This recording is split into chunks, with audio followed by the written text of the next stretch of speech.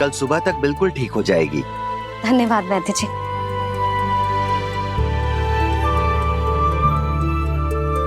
बस तो फिर हम कल पकड़न पकड़ाई खेलेंगे जानकी।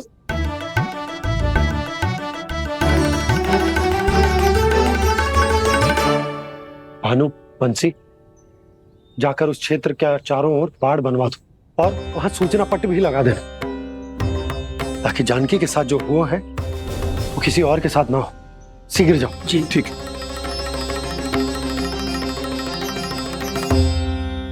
बाड़ और सूचना पट लगवाने से समस्या का समाधान नहीं होगा बाबा। निर्दोष पशु सूचना पट देखकर भी कुछ समझ नहीं पाएंगे।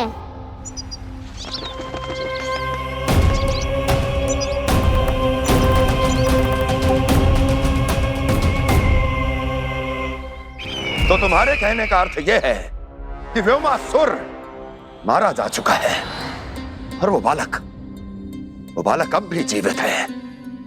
हाँ महाराज, मैंने गोप बालकों को कहते सुना था कि कृष्ण ने छलिया को मोक्ष दे दिया है, पर वृंदावन सुरक्षित नहीं है महाराज। वो एक बहुत बड़ी समस्या से जूझ रहे हैं। कैसी समस्या? गांव के निकट क्षेत्र में किसी विषैले सर्प का निवास है। उसके विष का प्रभाव इतना भयानक है महाराज, जैसे विष ना हो, स्वयं हलाहल हो। मेरी कोई भी औषधि रोगी का उपचार नहीं कर पा रही थी। निकट के क्षेत्र में कहाँ है वो सर्प? गोप मानते हैं कि वो सर्प गांव के निकट यमुना नदी के जल में रहता है। मुझे तो लगता है महाराज, ये कालिया नाग की कथा कोई किंवदंती या लोक श्रुति नहीं, एक सच्चाई है, एक विशैली सच्चाई।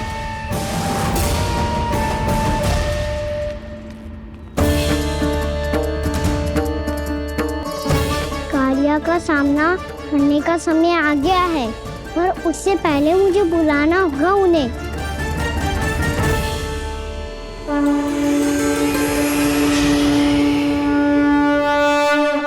संसार के दारुण भय का नाश करने वाले, सभी कष्टों का हरण करने वाले, विश्व का समस्त ऐश्वर्य प्रदान करने वाले, कमल जैसे लोचन, मुख और चरणों वाले आजानुभुज श्री राम को मैं बार बार नमस्कार करता हूँ। आपदामपहर्तारं दातारं सर्व संपदाम लोकाभिरामं श्री रामं भूयो भूयो नमाम्यहम्। कागभूसोंडी कागभूसोंडी कागभूसोंडी।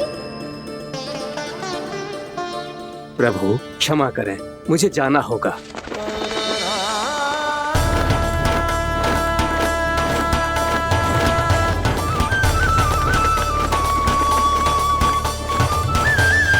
प्रणाम प्रभु। अनेक बार मैं आपके दर्शनों के लिए आया प्रभु। कभी नंद भवन के झरोखों से आपके दर्शन करके चला जाता था, तो कभी दूर किसी वृक्ष की आड़ से आपको निहार लिया करता था। आज आपने स्वयं मुझे बुलाकर धन्य कर दिया प्रभु।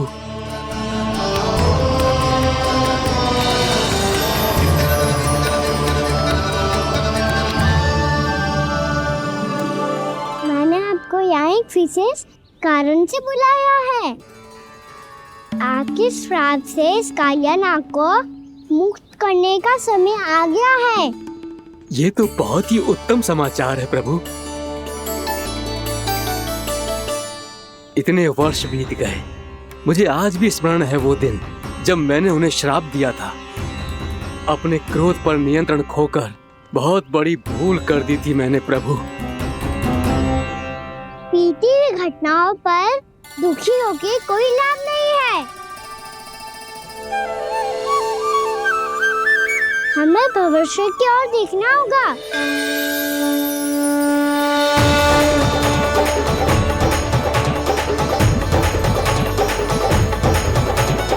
आदेश कीजिए प्रभु, क्या आज्ञा है आपकी? जब मैं कालिया नाग का सामना करने जाऊं, तो आप यहीं रहेगा। आपको अपने आप पता चल जाएगा कि कब क्या करना है। और हाँ, लौटते जाते समय नारद मुनि से कहेगा, वो आकर मुझसे भेंट करे। अवश्य प्रभु, प्रणाम। क्या इसने सच्ची में देवर्षि नारद को बुलाया है? नारायण नारायण, आपको संदेश भेजने की आवश्यकता नहीं थी। आप स्मरण करते और मैं चला आता। तुम्हारा कल्याण हो नारद।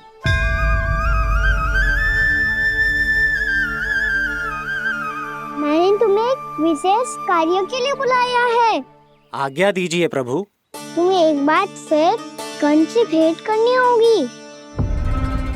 विचार कीजिए महाराज, क्या आप बिना किसी शंका के कह सकते हैं कि कौन सी पंखुड़ी पहली है और कौन सी 8वीं?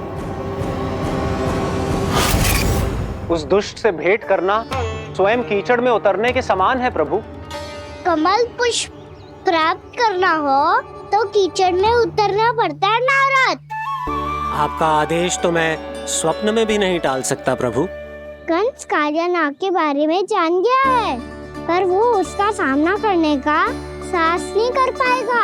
मैं आतुर हूँ प्राप्ति, मूर्ख नहीं। मेरी बुद्धि फिर नहीं गई है। मैं स्वयं उस कालिया जैसे महाविषैले सर्प के सामने खड़ा हो जाऊं और अपने ही काल को आमंत्रित कर लूं। तो फिर अपने लाभ के लिए उसका प्रयोग करने का कोई और उपाय सोचिए स्वामी।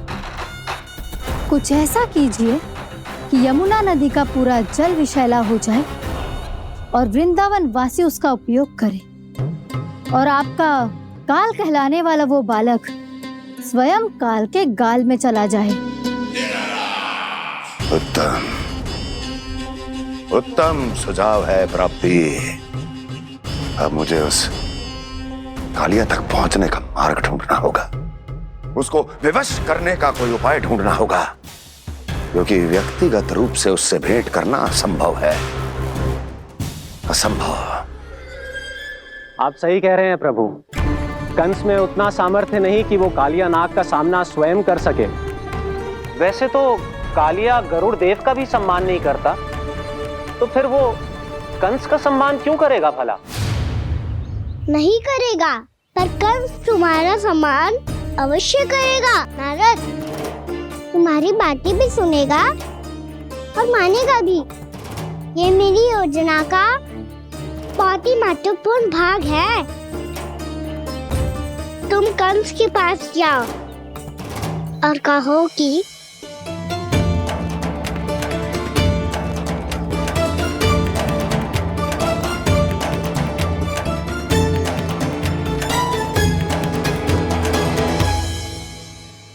संतान अपने माता पिता को तीर्थ का सौभाग्य दिलाती, और मेरा लल्ला कितना महान कि उसने हमारे घर को ही तीर्थ बना दिया। ऐसा तीर्थ जहां मेरी आंखों के सामने भक्त और भगवान का मिलन हो रहा है। जो आज्ञा प्रभु।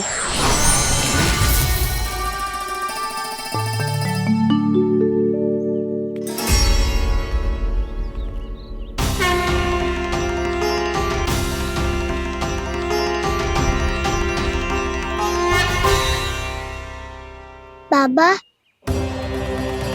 कान्हा, ये सब क्या चल रहा है?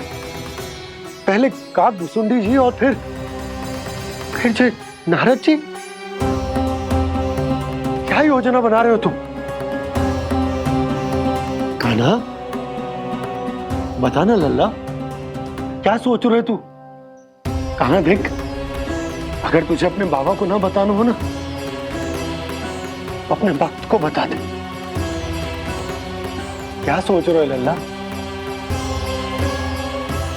क्या करने वाले हो आप?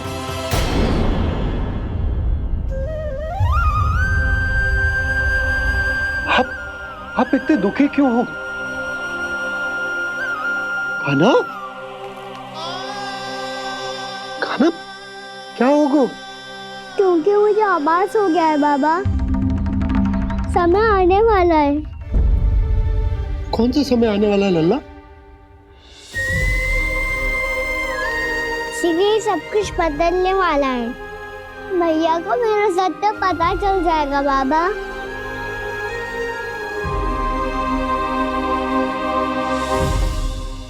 पर लल्ला, इसका काक भुसुंडी और कालिया नाग से क्या संबंध है? ऐसा क्या हुआ था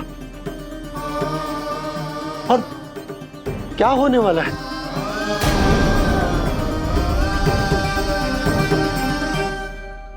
जो होने वाला है बाबा, उसका संबंध उससे है जो सैकड़ों वर्ष पहले हुआ था। महर्षि भृगु के एक वंशज थे वेद शिरोमणि, जो विंध्याचल की पहाड़ियों में साधना कर रहे थे। तभी वहाँ अश्वशिरा नाम के एक दूसरे मुनि आमंत्रण के बिना ही आ गए। कितना सुंदर और शांतिपूर्ण आश्रम है। यहाँ प्रभु की साधना करने में बहुत आनंद आएगा। शीघ्र ही अश्वशिरा मुनि उपस्थिति के कारण होने वाले व्यवधान से बाध्य होकर वेद शिरोमणि ने अपनी आंखें खोली। कौन हो तुम और यहाँ क्या कर रहे हो? आपके आश्रम में बहुत शांति है मुनिवर। साधना करने के लिए बहुत ही उत्तम स्थान है ये। मैं चाहता हूँ कि मैं भी यहाँ। आप यहाँ साधना करना चाहते हैं, लेकिन इतना भी नहीं जानते कि किसी के आश्रम में प्रवेश करने से पहले उसकी आज्ञा लेनी चाहिए। आप ये भी नहीं जानते कि यदि कोई यज्ञ कर रहा हो तो बिना अनुमति के वहाँ प्रवेश करने से उसकी यज्ञ साधना भंग हो सकती है। आप क्या साधना करेंगे मुनि? आप तो साधना के योग्य ही नहीं हैं। इतना अपमान! एक मुनि के मुख से इतने कड़वे शब्द शोभा नहीं देते। मैं तुम्हें श्राप देता हूँ, जितनी विषैली तुम्हारी जिह्वा है उतने ही विषैले सर्प बन जाओ तुम। और ऐसा सर्प जो सांस भी ले तो निकट का वातावरण दूषित हो जाए। तुम्हारे इस दुस्साहस के लिए मैं तुम्हें श्राप देता हूँ कि तुम अभी इसी क्षण कौवा बन जाओ, और ऐसा कौवा जो कांव कांव करके अनर्गल प्रलाप करता रहे।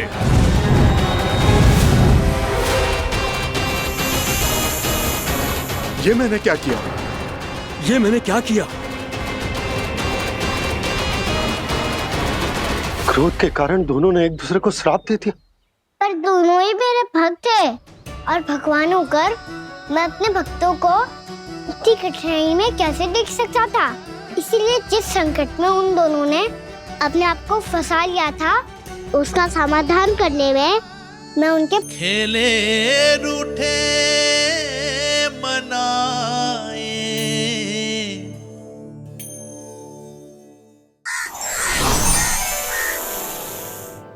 देखिए ना प्रभु, ये क्या हो गया हमसे? हमारी रक्षा कीजिए प्रभु, मार्ग दिखाइए हमें। क्रोध पर नियंत्रण ना होने के कारण आप दोनों ने एक दूसरे को बहुत ही भीषण संकट में डाल दिया है। अब दोनों ही तपस्वी, तप के बल से दिए गए आपके श्राप को लौटाना भी संभव नहीं है। प्रभु कोई तो उपाय होगा, हम आपके शरण में हैं प्रभु। अपराध तो हमसे हुआ है प्रभु, पर अब आपसे ही आशा है। कुछ ऐसा कीजिए भक्त वत्सल, जिससे हम दोनों के श्राप का प्रभाव कुछ कम हो जाए। आप दोनों ही मेरे भक्त हैं, इसलिए आपकी पीड़ा का निवारण करने का एक उपाय है मेरे पास। वेद शिरोमणि, जब आप कालिया नाग बनेंगे तो आपको मेरे चरणों को अपने शीश पर धारण करने का सौभाग्य मिलेगा। और अश्व शिरोमणि, आप काग योनि होने के बाद भी आप श्रेष्ठतम ज्ञान और सर्वाधिक यौगिक सिद्धियों के स्वामी होंगे और प्रवचन दिया करेंगे। इसके बाद अश्वशिरा मुनि काक भुसुंडी बन गए, जिन्होंने आगे चलकर स्वयं गरुड़ देव को रामायण सुनाई। और मुनि वेदशिरा महर्षि कश्यप और देवी कत्रियों के पुत्र कालिया नाग बनकर जल में। और अब वही कालिया नाग जमराज में, जिनके कारण जानकी के प्राण लगभग चले ही गए थे। अब कालिया नाग को उचित स्थान पर भेजने का समय आ गया है बाबा।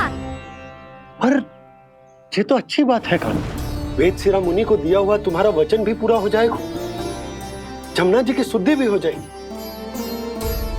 इस सब के बाद भी तुम दुखी क्यों हो?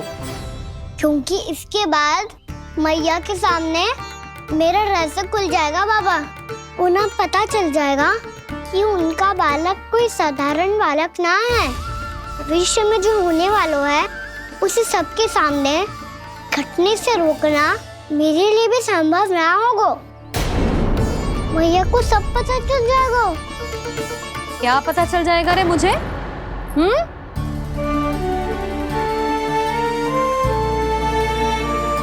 यही कि सबसे अधिक प्रेम मैं आपसे ही करता हूँ। अब बस भी कर। चलो, भोजन के लिए बुलाने आई थी तुम दोनों को। भूखा थोड़े ना रहने दूंगी अपने लल्ला को। मेरा लल्ला दुर्बल हो जाएगा ना। आप खिलाओगे तो ही खाऊंगा। हाँ ठीक है, मैं ही खिलाऊंगी। अब चल, आओ जी, चल।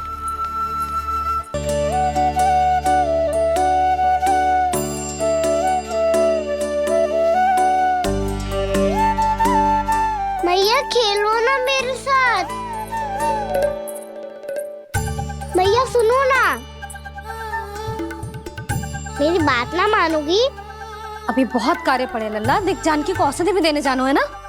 औषधि मैं दे दूंगा, फिर तो खेलोगी ना आप मेरे साथ।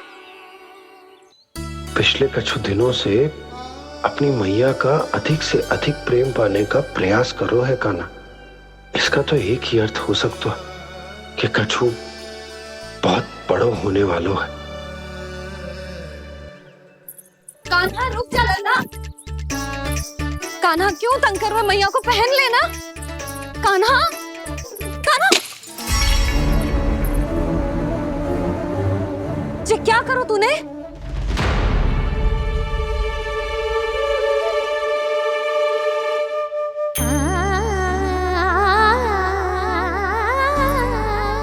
अच्छा ठीक है, अब मुंह लटकाने की आवश्यकता ना है।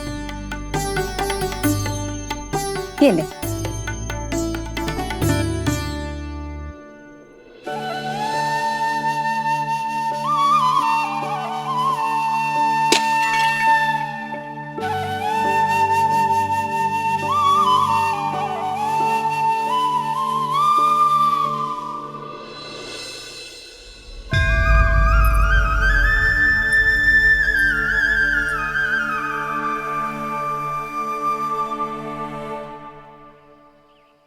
तंग करे मैया को खिजाए, खेले रूठे मनाए, लीला अनोखी करके शरारत, कान्हा दंड भी पाए।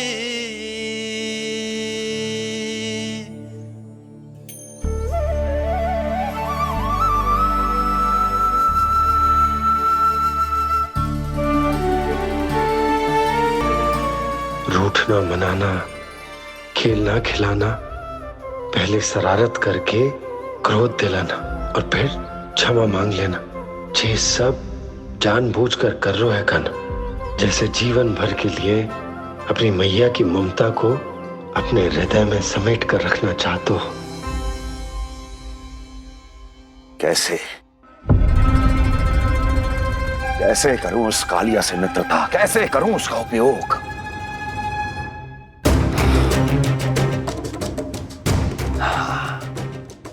उस पर आक्रमण कर देता हूं और उसे किसी ना किसी तरह से यह विश्वास दिला देता हूं कि यह आक्रमण उस विष्णु अवतार ने किया है। फिर वो क्रोध में आकर सारे वृंदावन वासियों को अपने विष से समाप्त कर देगा। उचित है, ये उचित है। नारायण हरि, नारायण हरि।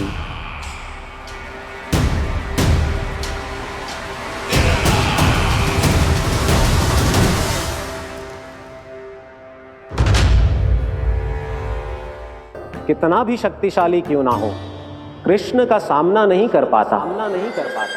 या तो पराजय स्वीकार करके आपके पास लौट आता है, या तो फिर वीर गति को प्राप्त हो जाता है।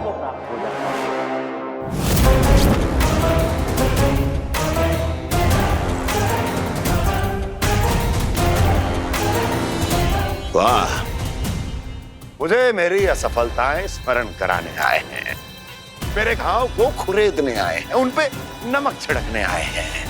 मित्र को शत्रु समझने की भूल मत कीजिए महाराज कंस।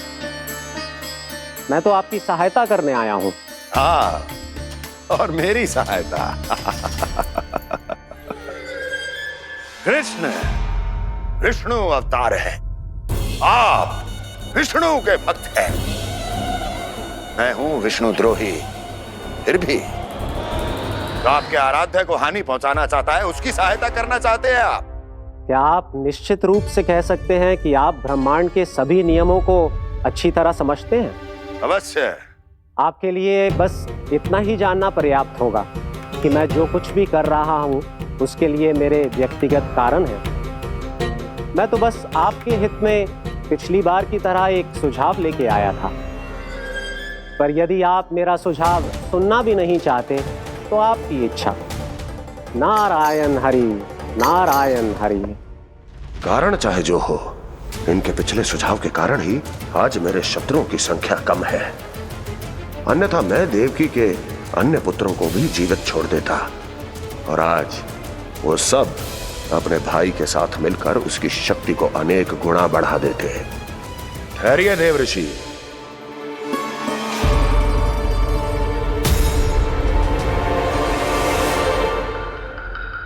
बताइए, क्या सुझाव है आपके पास? मेरे सुझाव का नाम है कालिया नाग।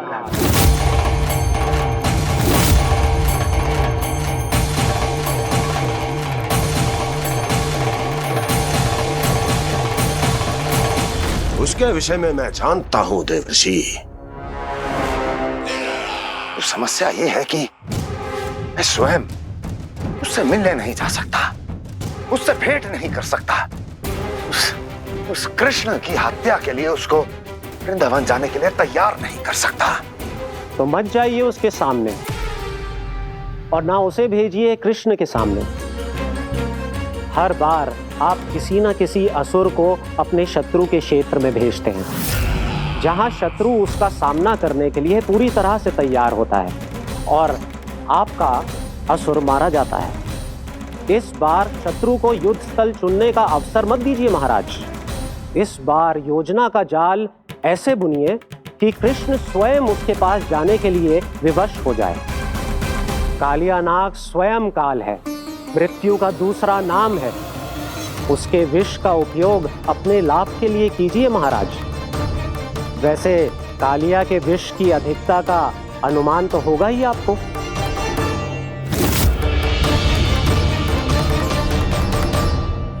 एक बार जो उसके क्षेत्र में पहुंच गया, फिर उसके विष से बचना असंभव है। उचित सुझाव है देवर्षि, उचित सुझाव है। देवर्षि, उस छलिया विष्णु की भक्ति करते करते आप भी उसके रंग ढंग सीख गए हैं। उचित है, उचित है।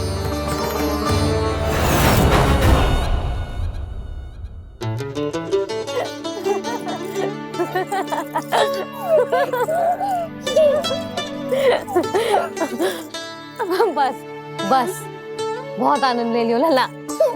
बस अब दूध पी ले। ठहर ठहर, गर्म है। जी ले ले पी।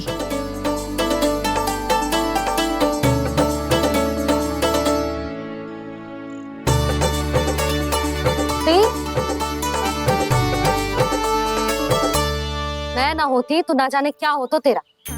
अपने आप दूध भी ना पी सकते है, भावला कहीं का। आपकी इस प्रेम के लिए तो मैं धरती पे आया हूँ मैया। मैं भी यही सोच रहा हूँ यशोदा कि तुम ना होती तो मेरा क्या होता। इसी बात पे थोड़ा दूध और कजू खाने को दे दो। अरे मैं तो भूल ही गई। तनिक ठहर जाओ जी, दूध पी लेना तो आपके लिए भी कछु ले आती हूँ।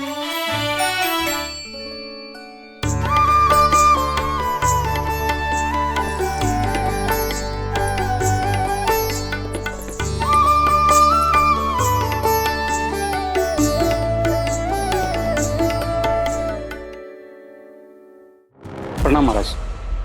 आपकी आज्ञा के अनुसार बिल्कुल वैसा ही पत्र तैयार किया है जैसा आप चाहते थे।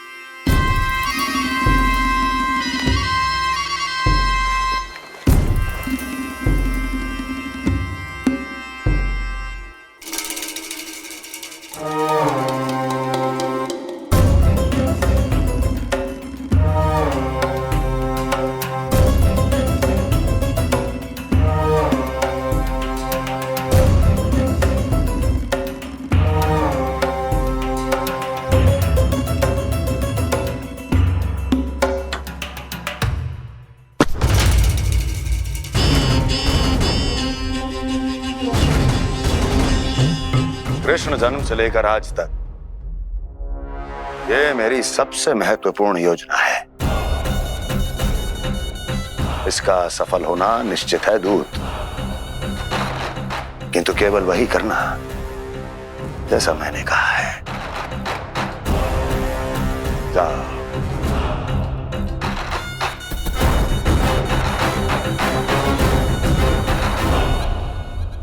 कान्हा,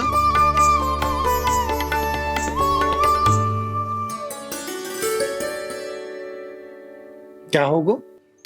बाबा मैं चाहता हूँ कि मैया की स्वमता क्रिस्टल फ्रेम की वर्षा मुझ पे सरतेव ऐसे होते रहे।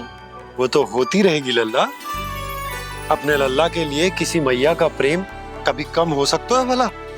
नंदराज, वो मथुरा से एक दूत आयो है महाराज कंस का राजपत्र लेके।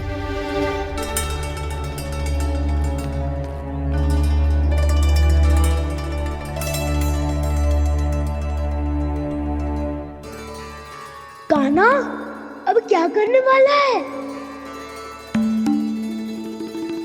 तेरे बाबा कहाँ गए? हाँ? कंस मामा का खेल आरंभ हो गया है, पर मैया वो सब सुनेगी तो व्यर्थ चिंतित हो जाएगी। बस थोड़ा बाहर गया मैया, कछु खा लिया से। बाहर इस समय? मैया क्या होगा? मैया देखो ना, पीठ पे कछु हो रहा है। मेरा हाथ ना पकड़ो, आप करो ना। दिखा यहाँ। क्षमा करना मैया, पर अभी बाबा को ही संभालने दो ये सब। कहिए, क्या संदेश लाए हैं आप? नहीं नंदराज, नहीं।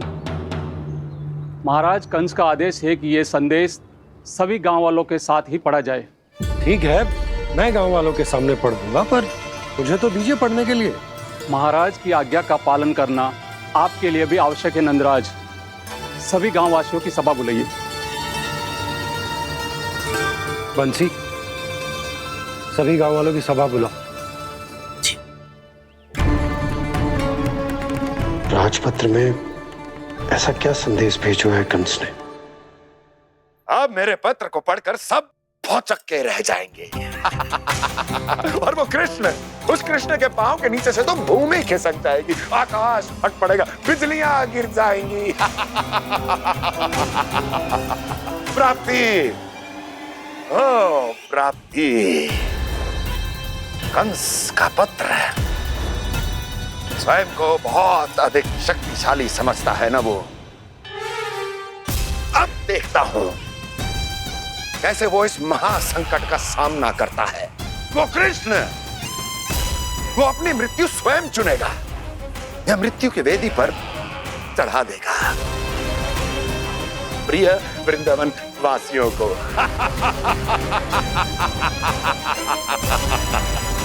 अब आएगा आनंद प्राप्ति, अब आएगा आनंद। सबको इकट्ठा करवा के ही पढ़वाएगो। अवश्य ही कोई विशेष संदेश दिया होगा कंस ने।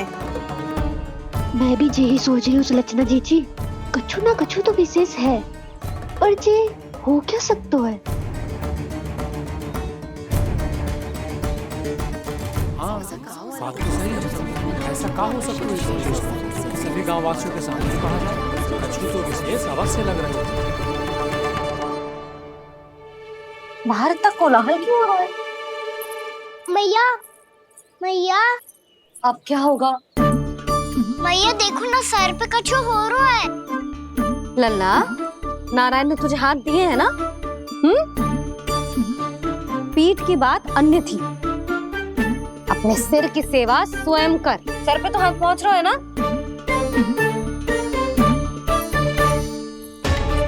मैया सुनो ना, मैया देखो ना, तीव्र कर कछु हो रहा है। मैया देखो ना, तीव्र कछु हो रहा है।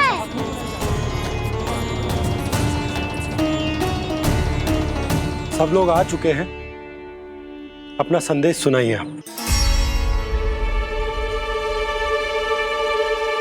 गोपराज नंद और सभी वृंदावन वासियों को सूचित किया जाता है कि मथुरा अधिपति और आप सभी के महाराज कंस ने कल सुबह भव्य पूजा का आयोजन किया है। इसके लिए राज्य को वृंदावन के क्षेत्र के निकट यमुना नदी के मध्य में खिलने वाले 1 कोटि कमल के पुष्पों की आवश्यकता है। इसीलिए आप सभी को यह आदेश दिया जाता है कि ये सभी कमल के पुष्प प्रथम पहर से पहले राजसभा में पहुंचा दिए जाए। वो भी प्रथम पहर से पहले कैसे हो सकता है? यदि आप ऐसा करने में असफल रहे तो इसे राज आज्ञा का उल्लंघन माना जाएगा और राजद्रोह के आरोप में आप सभी को कड़े से कड़ा दंड दिया जाएगा। स्मरण रहे, यदि कल की पूजा में इन 1 कोटि कमल के पुष्पों का ना पहुंचने के कारण कोई व्यवधान आया तो समस्त वृंदावन वासियों को दोषी माना जाएगा और पूरे गांव को निवासियों सहित धूल में मिला दिया जाएगा। कल प्रथम पहर तक का ही समय है आप सबके पास।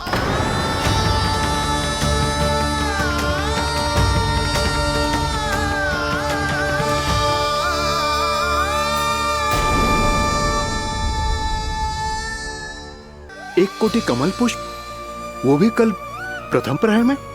ऐसे कैसे संभव है? और कोई साधारण पुष्प ना, यमुना नदी के मध्य खिलने वाले विशेष कमल के फूल चाहिए उन्हें। लेकिन यमुना नदी में तो कालिया नाग ने विष घोल के रखा है, तो फिर कैसे हो पाएगा? यह संभव है। हमारी मृत्यु का संदेश भेजा राजा कंस ने। सदैव की भांति इस समस्या पर भी गांव के बड़े ही विचार करेंगे। बालकों का यहाँ होना उचित ना है।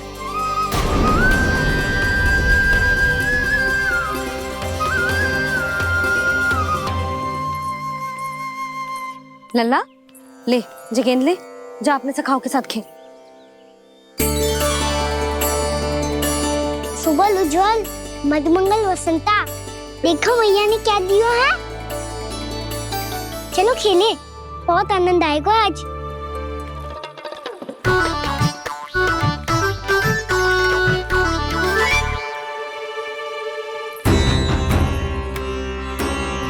भानु, बंसी, जाओ और शीघ्र ही वो घेरे का कार्य समाप्त करो।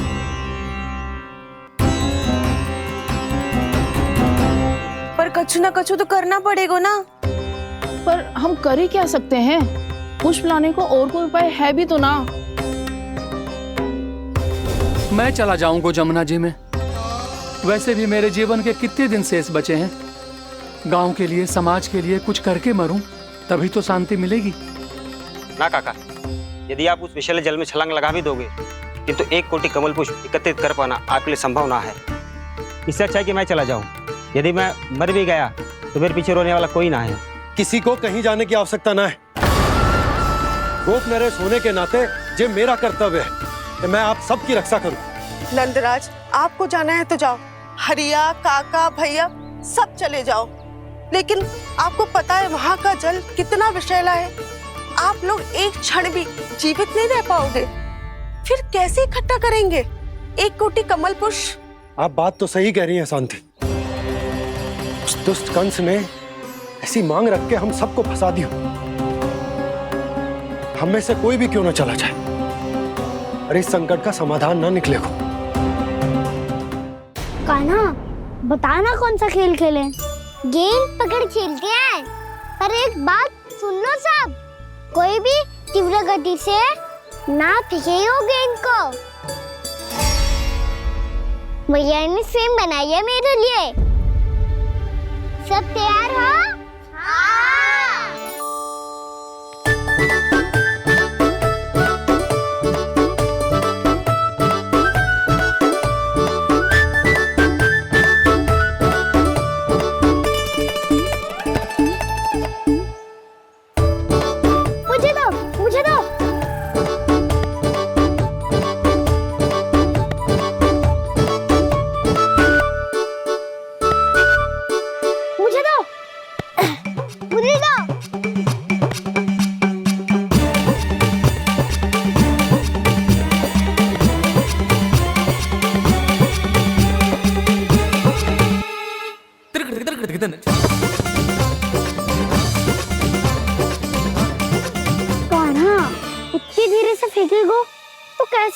My God.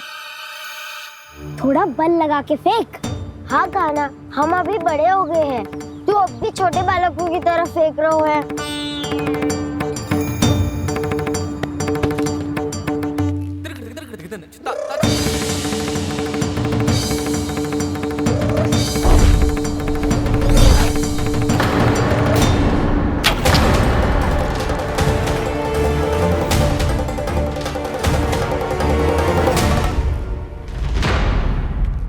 दीदी जी क्या करो कान्हा, गेंद तो डूब गई।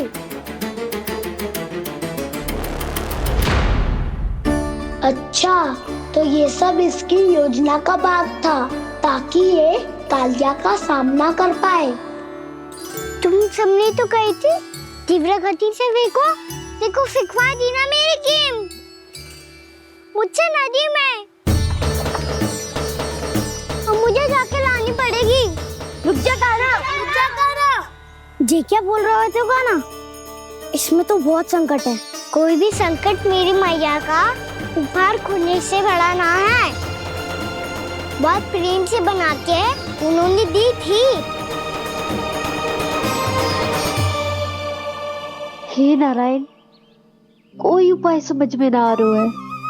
मैया, अब कैसे करेंगे हम अपने गांव की रक्षा? कीड़े पड़ेंगे उस दुष्ट को। यदि उसके कारण किसी के प्राण चले गए तो कौन सा फल मिलेगा उसे इस पूजा का? तुम सही कह रही हो यशोदा। हमारे पास कोई और दूसरा विकल्प भी तो ना है। यदि हमने मथुरा की राज आज्ञा का पालन ना किया तो इसका दुष्परिणाम पूरे गांव को भुगतना पड़ेगा।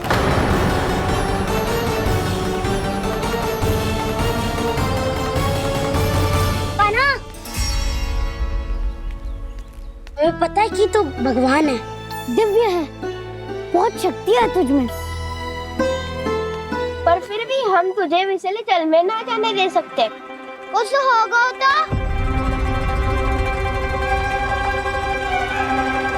तुम सब इतनी हट कर रहे हो तो ठीक है, ना जाऊंगा। गेंद कहाँ गिरी है, कितनी दूर गई है, ये तो देख लूं, ताकि उसे बाहर निकालने का कोई उपाय ढूंढ पाऊं।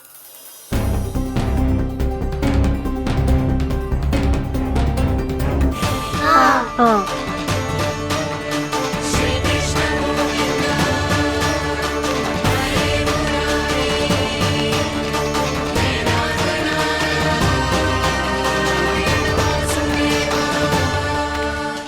कान्हा की ये लीला तो समझ ही नहीं आ रही।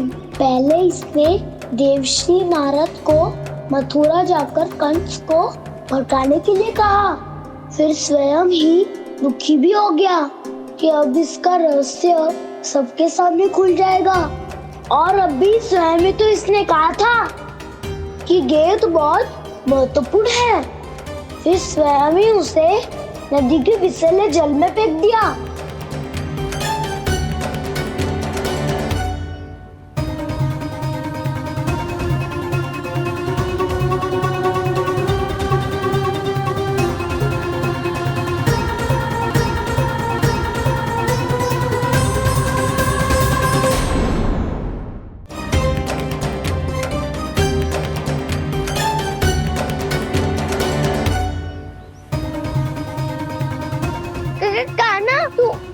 ऊपर क्यों चढ़ रहा है? अरे ऊंचाई से देखूंगा तभी तो गेंद दिखेगी।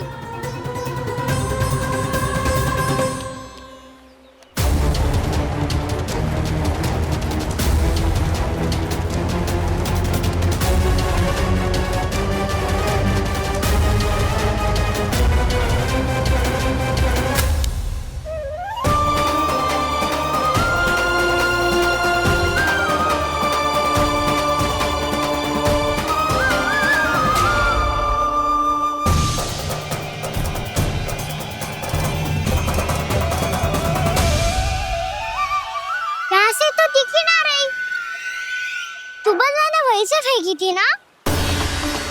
ना वहाँ से फेंकी थी। कहाँ से? नहीं ना वहाँ से। समझ ना आ रहा, ठीक बताना कहाँ से फेंकी? की थी।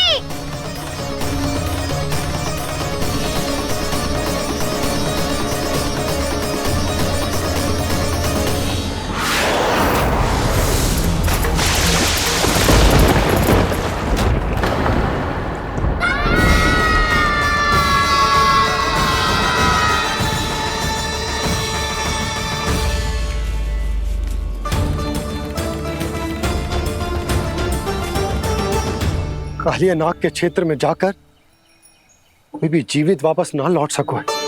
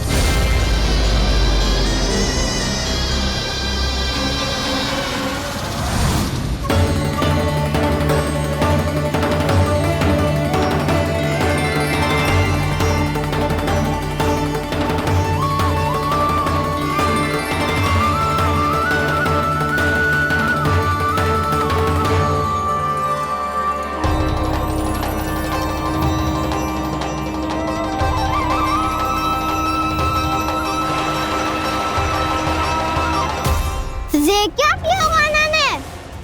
कालिया नाग तो उसे देखते ही निकल जाएगा।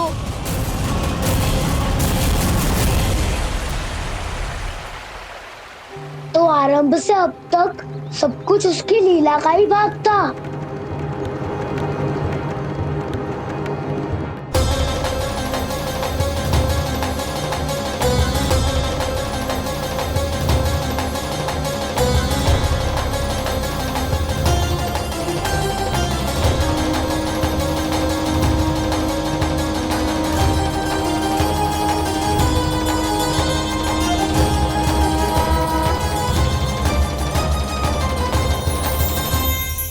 इतना सुंदर रूप, मन मोहने वाली मुस्कान, अद्भुत तेज और भगवान जैसी दिव्यता। कौन हो तुम? हाँ, तुम्हें देखकर तो हम सब सम्मोहित ही हो गए।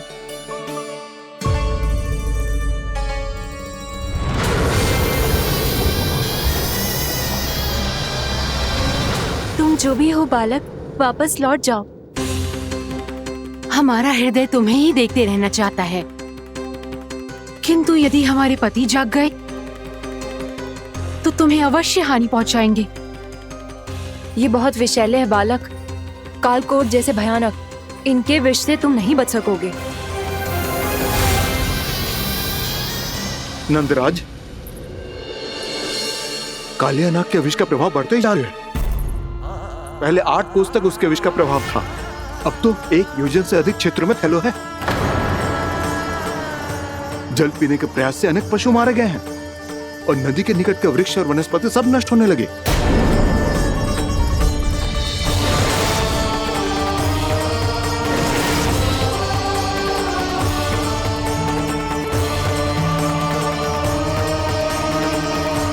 इनके विष की तीव्रता इतनी अधिक है बालक कि इनके संपर्क में आने वाले को तड़पने का भी अवसर नहीं मिलता।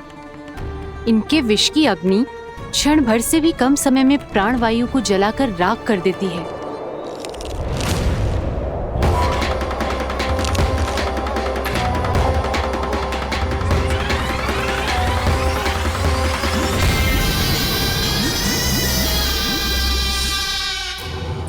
तब तो समस्या और भी गंभीर हो जाएगी। मैंने तो सुनो है कि कालिया नाग कम से कम 2 योजन लंबा है, सैकड़ों फन है उसके।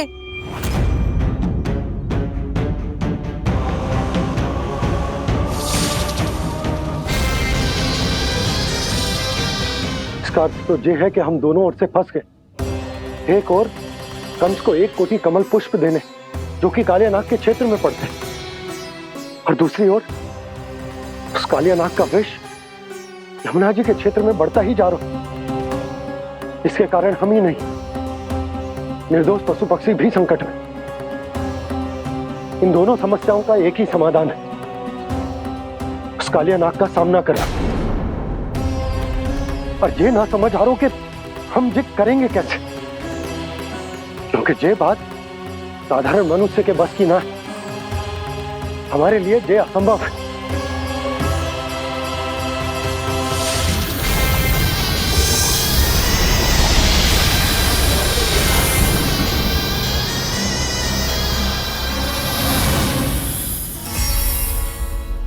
अब तो तुमने अपनी आंखों से भी देख लिया बालक, ये कितने विषैले हैं।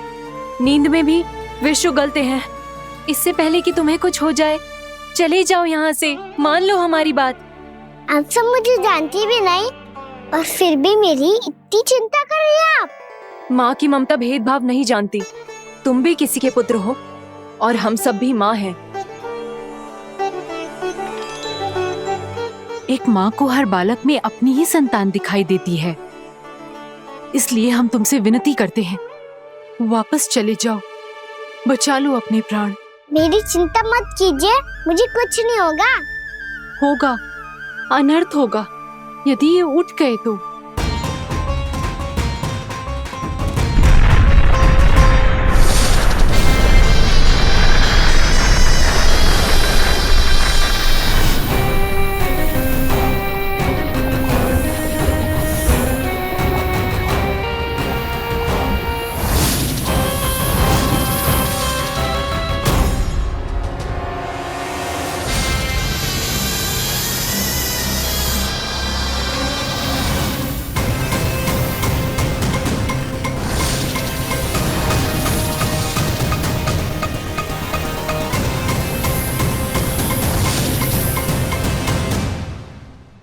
सामने होते हुए भी अपने इश्क को केवल वही देख सकता है जो अपना अभिमान त्याग चुका हो। पर पूर्व जन्म में मेरा भक्त होने के नाते मेरा सत्य स्वरूप देख पाने में मुझे इसकी सहायता करनी चाहिए।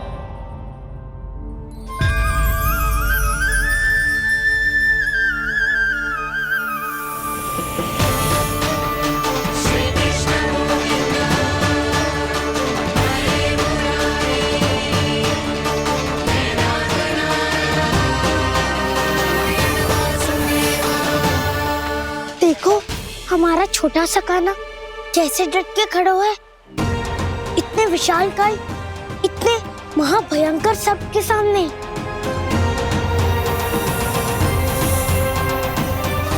ये कोई भगवान नहीं है जो इसके सामने हाथ जोड़ रही हो तुम सब।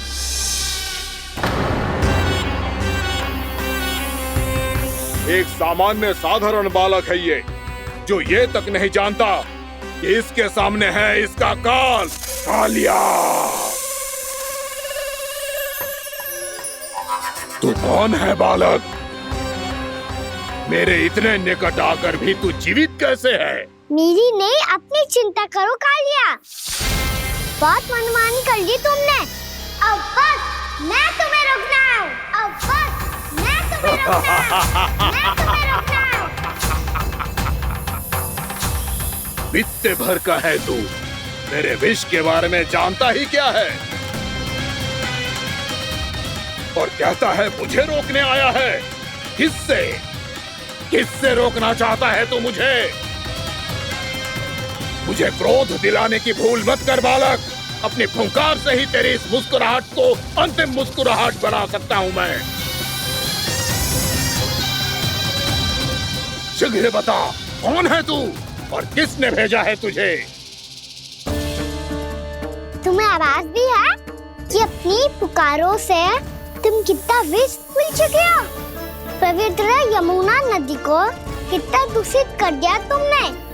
और यही नहीं, तुम्हारे कारण निकट के जीव जंतुओं, वृक्ष, वनस्पतियों सबको हानि पहुंच रही है। तो क्या? मुझे उससे क्या? मुझे है, मुझे है। आपत्ति है मुझे। तुम्हारी इस व्यवहार से और इसीलिए तुम्हें यहाँ से जाना होगा, यहाँ से जाना होगा।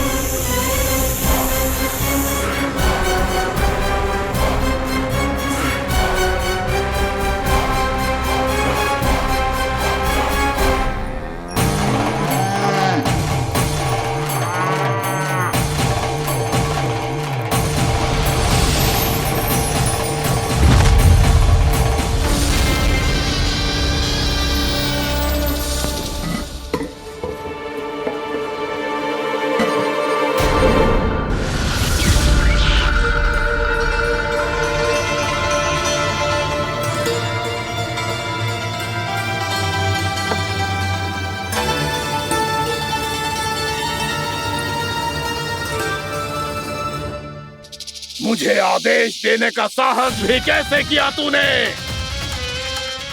इस क्षेत्र को मैंने अपना राज्य बनाया है, मेरा परिवार रहता है यहाँ,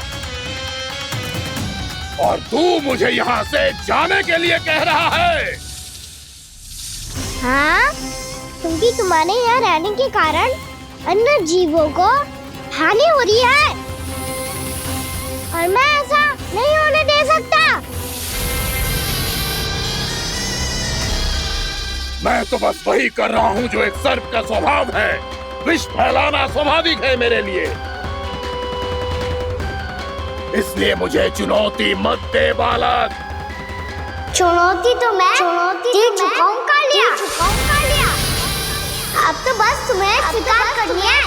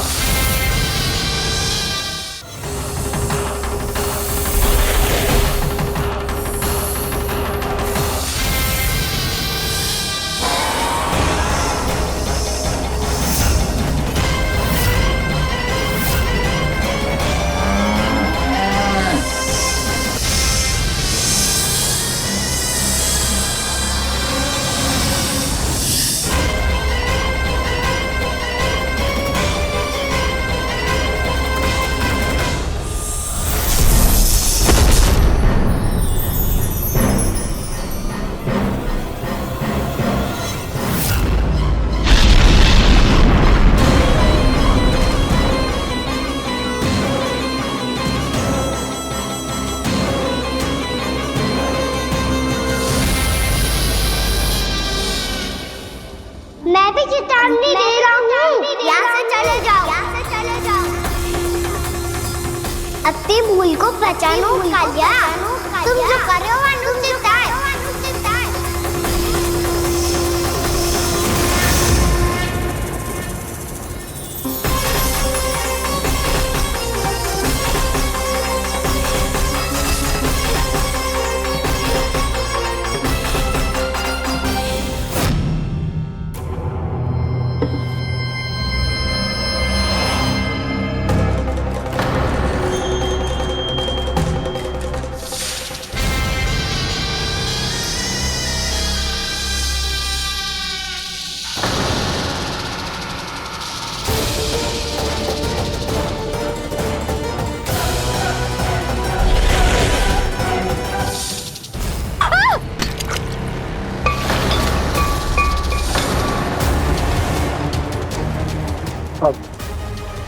मैं आता हूँ।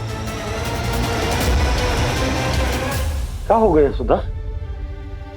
मुझे आवाज हो रहा है जी, कछु ना कछु गड़बड़ है। यशोदा, जो समस्या हमारे सामने है, हम सभी उसका समाधान खोजने में जुटे। तुम विश्वास करो, मैं कोई ना कोई समाधान अवश्य ढूंढ लूंगा। हम कैसे भी करके वो कमल के पुष्प उस कंस तक पहुंचा देंगे। नाना, समस्या उससे कहीं अधिक है, उससे कहीं अधिक बड़ी, उससे कहीं अधिक भयानक है।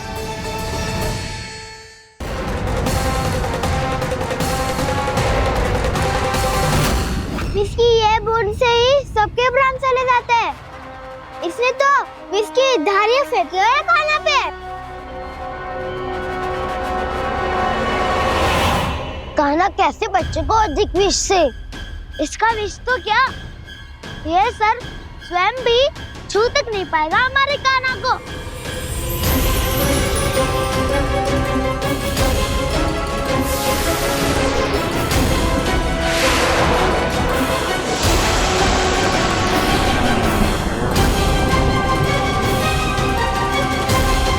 तुम्हारे सखा को, मेरे भाई को कोई हानि नहीं पहुंचा पाएगा ये।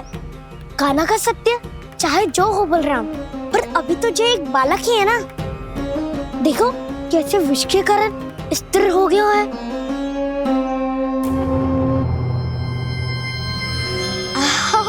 हाउ सर्फ ने कितनी आसानी से अपनी पूंछ से बांध लिया है। मुझे यहाँ से भगाना चाहता था ना तू? अब मैं तुझे दिखाऊंगा अपना सामर्थ्य। ये मूर्ख किसे बांधना चाहता है अपनी पूंछ में? उन्हें जिनका विस्तार सारे ब्रह्मांड में है, या उन्हें जो स्वयं अनंत है? पर देवराज, प्रभु ऐसा करने ही क्यों दे रहे हैं कालिया को? आप सब भूल रहे हैं देवगण। कालिया पूर्व जन्म में प्रभु का बहुत बड़ा भक्त था। उसी भक्ति का फल मिल रहा है अब इसे। वैसे भी भक्तों के मन का भाव सबल हो तो भगवान तो सहज ही बंध जाते हैं।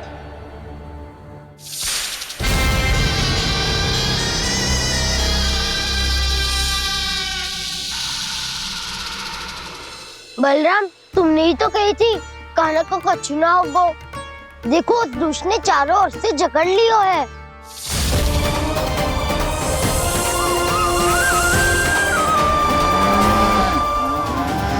ये क्या कह रही हो तुम? जसोदा जी, क्या हुआ? घबरा क्यों रही हो आप? सुलक्षणा, मुझे आभास हो रहा है कुछ बहुत बड़ी अनहोनी हो गई है।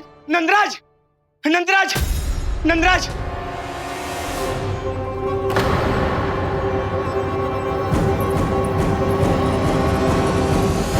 नंदराज, कान्हा ने जमना नदी में छलांग लगा दी है। कान्हा ने जमना नदी में छलांग लगा दी है। कान्हा ने जमना नदी में छलांग लगा दी है। कान्हा जमना में कूद गया है। मुझे लगा था आज कछु गड़बड़ होने वाली है। मुझे आज कान्हा को ना जाने देना चाहिए था।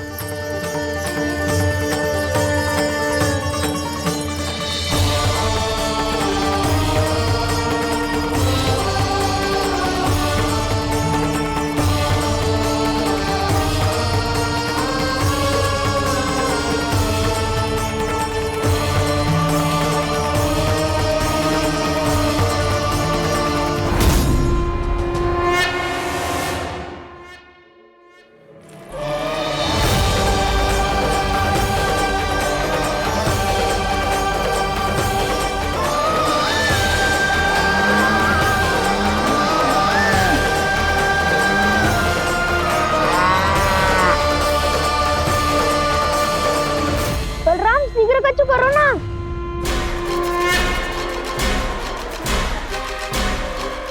कुछ भी करो पर कान्हा को बचाओ।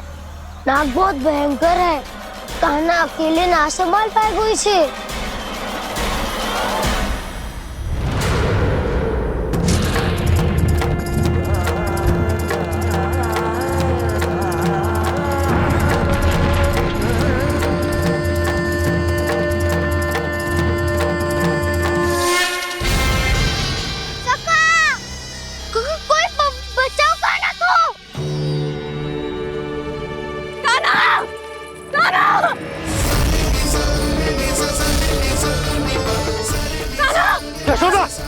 यशोदा रुको। छोड़ दो मुझे, छोड़ दो मुझे। जीजी संभालो, बावली हो गई है।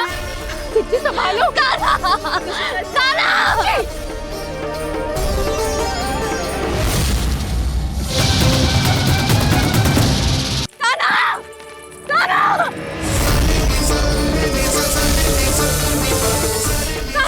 यशोदा, यशोदा रुको। छोड़ दो मुझे, छोड़ दो मुझे। जीजी संभालो, बावली हो गई है। जीजी संभालो। कान्हा, कान्हा। देखो अब कैसे तुम्हारे अस्थियों को तोड़कर छोटे छोटे टुकड़ों में बदल दूंगा मैं।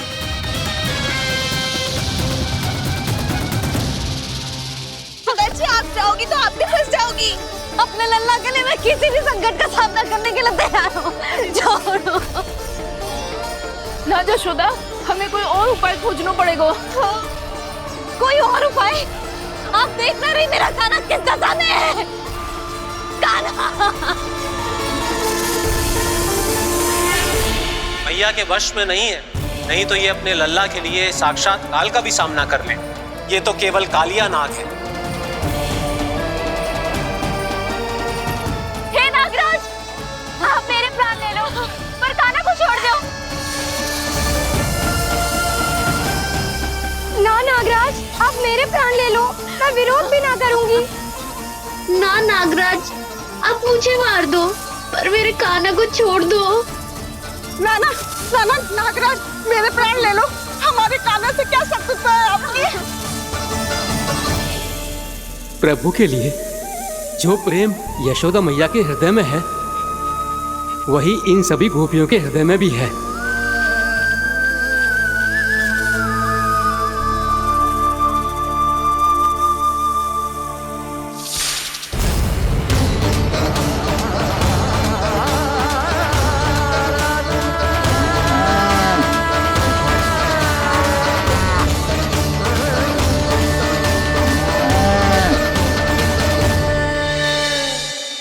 यशोदा, यशोदा, देखो इन गोपियों को, इन गैयाओं को, इन सब के मन में भी तुम्हारी भांति ही ममता भरी हुई। वो सब भी कान्हा से उतना ही प्रेम और स्नेह करती है, उतनी ही ममता से भरी हुई है जितनी कि तुम। तो तुम ही सोचो, जिसके साथ इतनी ममता और इतना स्नेह, इतना प्रेम, उसका कोई क्या कर सकता है? उस कालिया नाग का वेश इस सब आशीर्वादों के सामने कछु न है। कछु करो जी। उसे बोलो वो मेरे प्राण ले ले, मेरे कान्हा को छोड़ दे। यशोदा,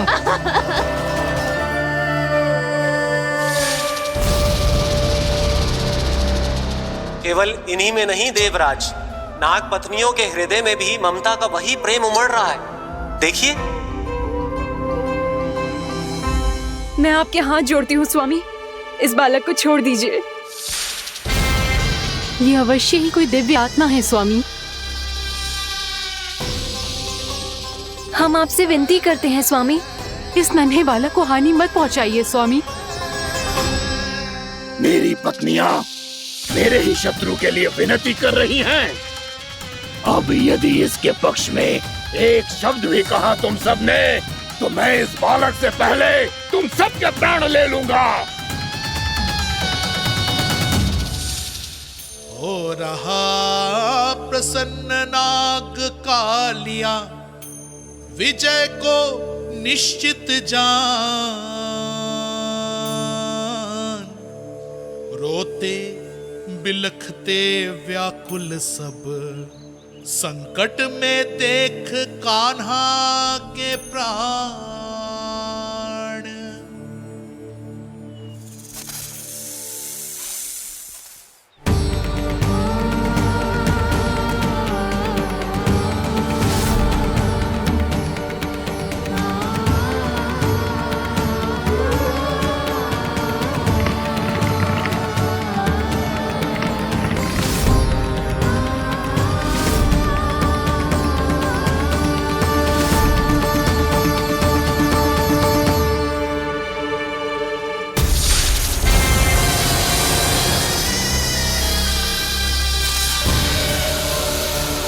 कुछ करो जी, मेरे लल्ला को बचा लो, कोई तो कुछ करो।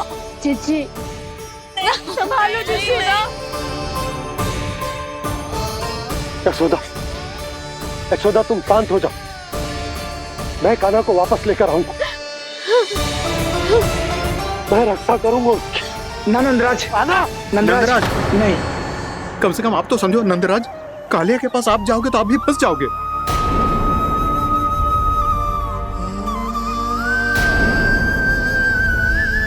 बलराम, तेरा भाई इतनी भीषण संकट में है और तुझे जरा भी दुख ना हो रहा? क्या आप सब अब तक नहीं समझ पाए कि कान्हा सच में कौन है? छोटे बाबा, आप तो उसका सत्य जानते हैं ना?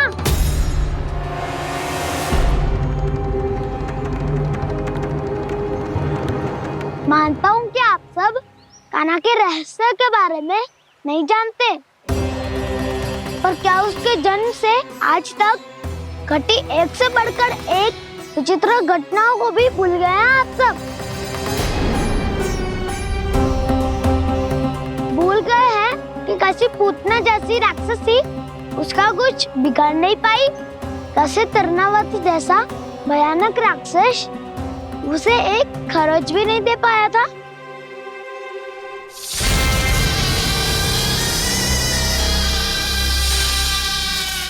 आप सबने अपनी आंखों से देखा था ना, बकासुर से कान्हा की रक्षा करने देवता स्वयं आए थे, पर सत्य तो ये है कि वह सभी देवता भी उस असुर के सामने असमर्थ हो गए थे।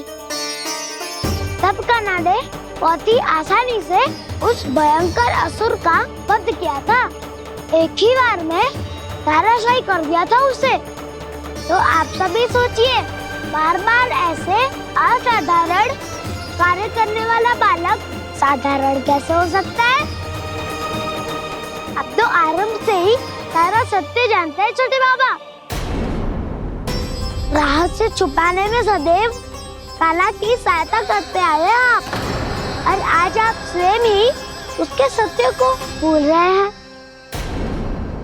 और तुम सब भी तो जानते हो कान्हा की शक्तियों के बारे में, तो क्या तनिक भी विश्वास ना है अपने सखा पे? बलराम, जे तू क्या कह रहे है? मैंने जो कहा उसका एक एक शब्द सत्य है छोटी माँ। यदि प्रभु की इच्छा हुई तभी कुछ ही क्षणों में सब कुछ अपनी आंखों से स्वयं अनुभव कर लेंगे आप।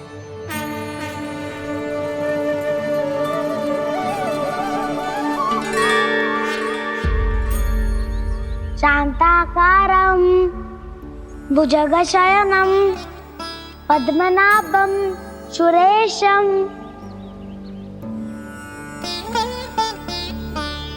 विश्वाधारं गगनसदृशं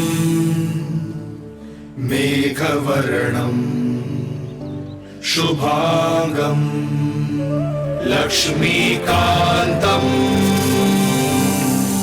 कमलनयनं योगी वीरध्यानगम्यम् वन्दे विष्णुं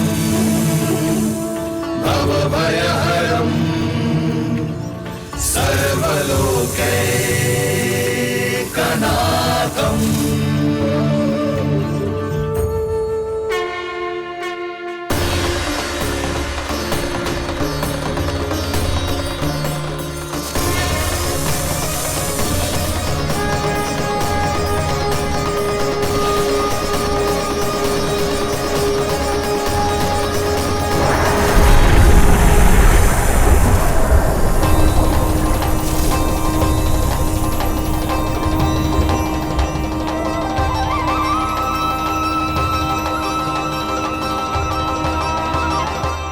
तुझे क्या लगता है बालक कि तू मेरी जगत से निकल गया तो अब बच जाएगा तू?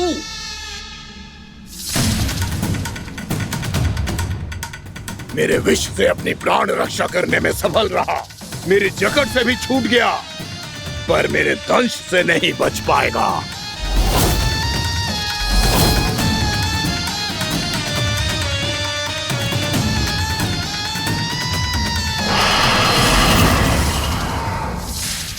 अब भय से भाग रहा है, पर मैं तुझे मृत्यु देकर रहूंगा।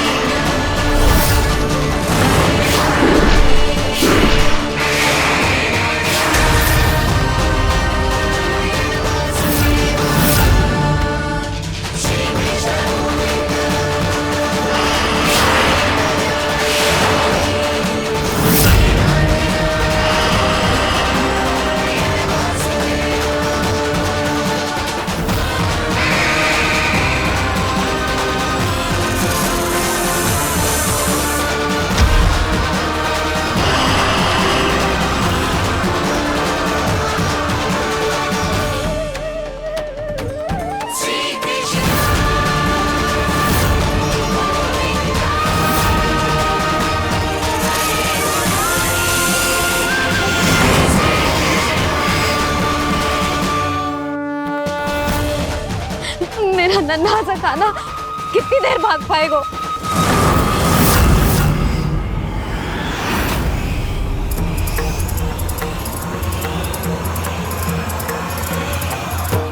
और कितनी प्रतीक्षा करोगे मेरी भक्त कालिया? भक्त नहीं, काल हूँ मैं तेरा। जब अहंकार का मुकुट बुद्धि को ढक लेता है तो भक्त अपने भगवान को भी नहीं पहचान पाता। व्यर्थ की पहेली में मत उलझा बालक। ना मैं भक्त हूँ और ना तू भगवान।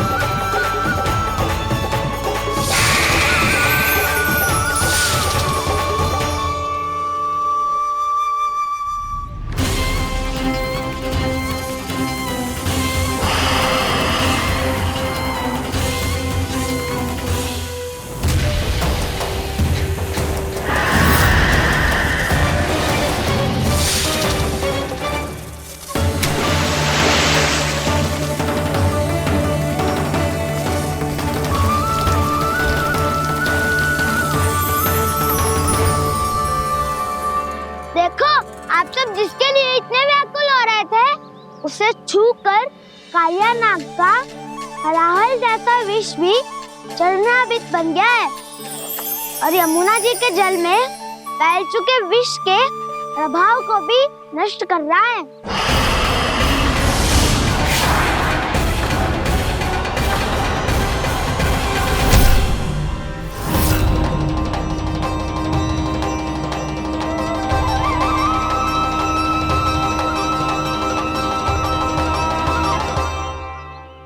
धर्म रक्षक अधर्म विनाशक प्रभु श्री कृष्ण का कौशल सचमुच अद्वितीय है।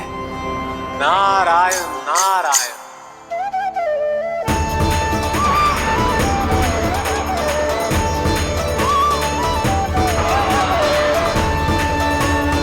मेरा भार तुम्हारे भीतर के अहंकार का प्रतीक है कालिया।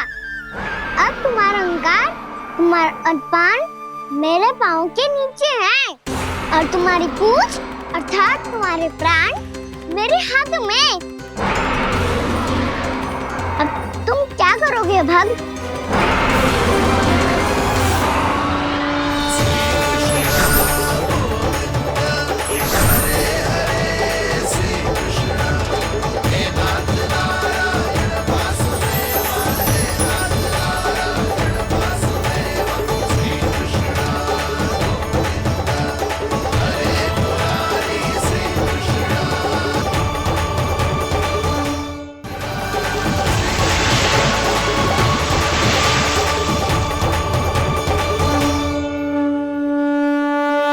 प्रभु, भले ये आपको पहचानने में असमर्थ हो, पर हम सब ने आपको पहचान लिया है।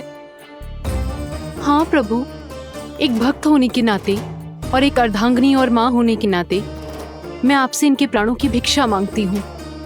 अपनी कृपा दिखाइए और इन्हें क्षमा कर दीजिए। आपके लिए मित्र और शत्रु में कोई अंतर नहीं प्रभु। उसी तरह आपकी कृपा और दंड में भी कोई अंतर नहीं। दोनों दया ही तो हैं, अकारण ही किसी को प्राप्त नहीं होती। हमें विश्वास है कि हमारे पति को मिला ये दंड कोई अभिशाप नहीं है, आपका वरदान है। ये सत्य है प्रभु कि इनसे बहुत से पाप हुए हैं। इनके विष से बहुत सारे जीव जंतु को हानि पहुंची है, पर अब आपके चरण इनके शीश पर पड़ गए हैं। ऐसी कृपा तो बड़ी बड़ी महान महात्माओं को भी दुर्लभ है, और इन्हें प्राप्त हुआ तो अवश्य ही ये किसी महान पुण्य का ही फल है। हे प्रभु, उन्हीं पुण्य कर्मों की शक्ति का आह्वान कर मैं आपसे विनती करती हूँ, इन्हें प्राणदान दीजिए। मैं अपने इस भक्त को क्षमा अवश्य करूंगी देवियों, यदि ये अपने अहंकार को त्याग कर मुझे पहचान ले तो।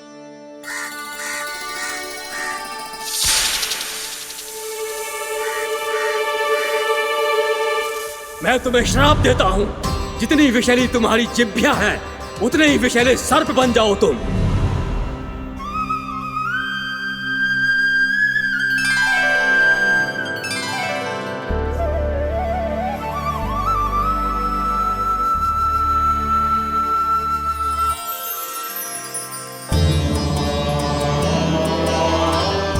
नारायण, मुझे क्षमा कीजिए नारायण। मैं तो आपका परम भक्त था, किंतु मैं आपको पहचान नहीं सका। इसका दंड तो मुझे मिलना ही था, किंतु मैं अब प्रायश्चित करना चाहता हूं। इसके लिए यदि आप मेरे प्राण भी ले लेंगे तो भी मुझे कोई दुख नहीं होगा। मैं अपना जीवन, मृत्यु और अपना अस्तित्व सब कुछ आपको समर्पित करता हूं। तुम्हें तुम्हारे क्रोध के कारण श्राप मिला, जिसे विशाल सर्प के रूप में तुम्हारा जन्म हुआ, और सर्प का तो स्वभाव है विष फैलाना। इसीलिए तुम्हें दंड नहीं दूंगा मैं, सिर्फ सभी अपराधों का पश्चाताप कर लिया। इसीलिए मैं तुम्हें क्षमा करता हूँ कालिया।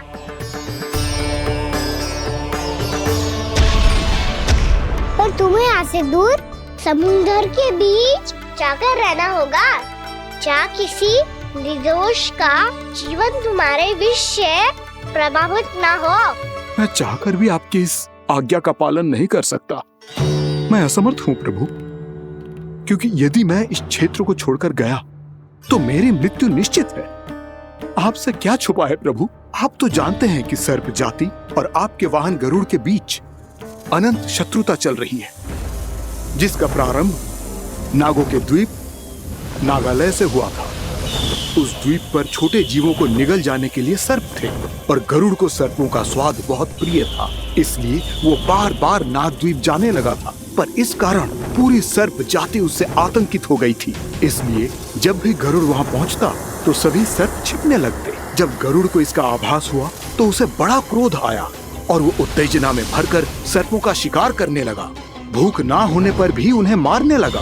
अब सर्पों के प्राण हरना उसके लिए खेल बन गया था। इस भीषण समस्या का समाधान ढूंढने के लिए पूरी सर्प जाति महान सर्प वासुकी के सामने इकट्ठी हुई। हे महान वासुकी, हमारी सहायता कीजिए। नागद्वीप पर गरुड़ ने आतंक मचा दिया है। पहले तो वो हमें अपना भोजन बनाता था, लेकिन अब हम उसके खेल का साधन बन चुके हैं। भूख हो या ना हो, जब तब आकर वो हमारे प्राण हर लेता है।